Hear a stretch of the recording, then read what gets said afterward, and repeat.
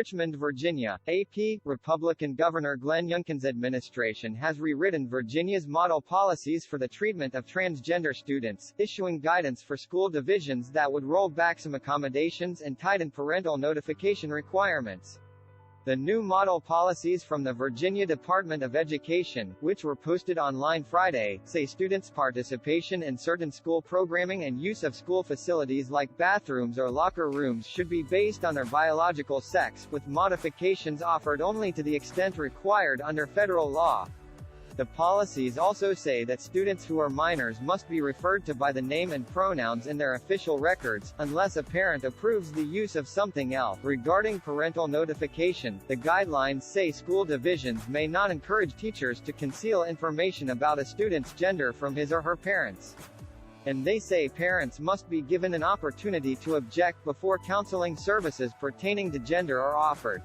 The guidance is subject to a 30-day public comment period that opens later this month.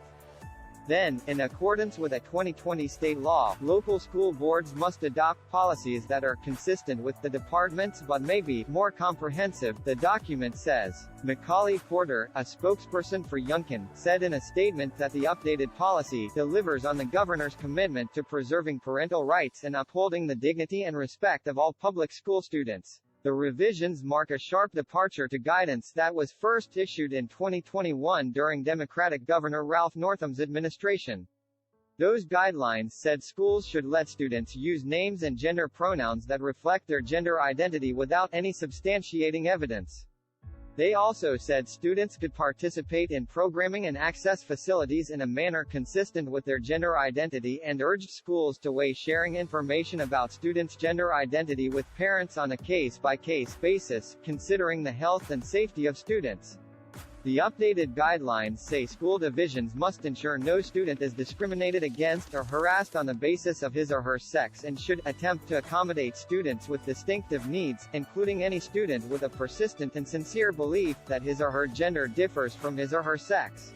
Single-user bathrooms and facilities should be made available in accessible areas and provided with appropriate signage, indicating accessibility for all students, the guidelines say. Conservative lawmakers and advocacy groups welcomed the changes. "We are thrilled to see Governor Youngkin leading our schools toward respecting the privacy and dignity of all students and the preeminent role of parents in the lives of their children," said Victoria Cobb, president of the Family Foundation. Democrats, the Virginia Education Association and LGBTQ advocacy groups, meanwhile, criticized Youngkin, saying the changes would harm vulnerable children. The new policy calls for the misgendering and outing of children in schools where they're supposed to be safe.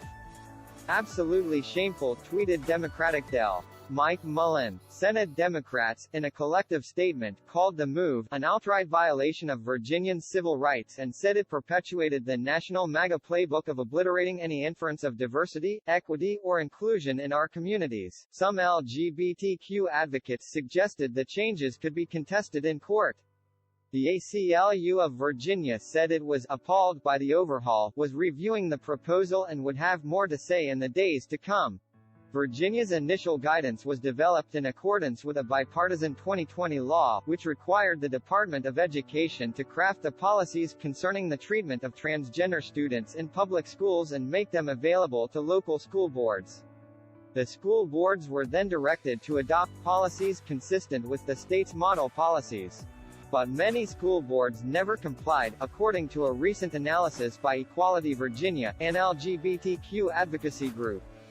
A Department of Education spokesman told the Virginia Mercury last year the agency was not even tracking which divisions were meeting the standards.